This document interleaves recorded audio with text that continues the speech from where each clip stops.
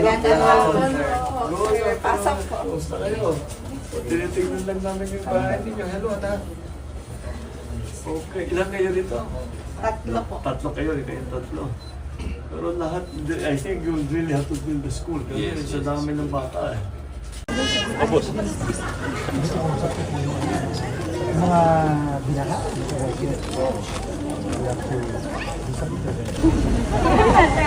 Thank you, sir.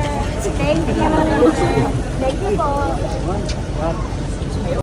We are progressing now at hindi na tayo, kasi dati ito sa house and lot talagang pinag-uusapan except sa cities na ginagawang mid-rise. Dati 5 stories. So ito, ganun din, 1, 2, 3, 4, 5, pero mas malaki yung building at hindi ganito karami sa isang development. So we're looking just to see. Hindi pa tapos to. Ang idadagdag pa ilang building pa? 42. 42 pa. Together, 42 buildings ito. So 7,000 plus ang unit na maitatayo pagka natapos na lahat ito. Tinitignan ng planning ng mga nagpaplano kung maglalagay pa ng eskwela, baka pwede na maglagay. Lahat ng pinuntahan namin may bata eh. So baka kailangan ng eskwela.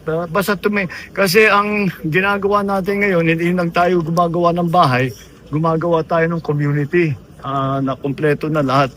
Dahil mahirap tirahan kung wala naman pupuntahan yung mga bata, walang malapit na palengke, hindi malapit sa trabaho. Yun ang mga titignan natin, hindi lang yung pagpatayo ng bahay. But we'll be continuing. Siguro lahat ito, yung buo nito matatapos by end next year. Yes, the first 30. Baka sakali. Matatapos natin yan. Yeah. By the end of next year, lahat ng 42 na buildings. At isa pang bagay, nandito si Sec Vince Dison, magpapaiwan siya rito, pupuntahan niya lahat ng nabaha din the southern portion. Dahil ang problema, meron palang master plan yun na 2023 for whatever reason hindi ginawa doon sa yung mga ibang project.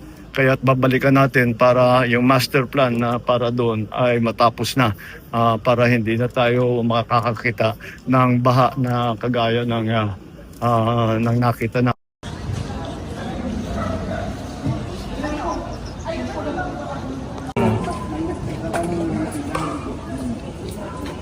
Ayun lang, may iba pa. Ngayon, sino papasok po sa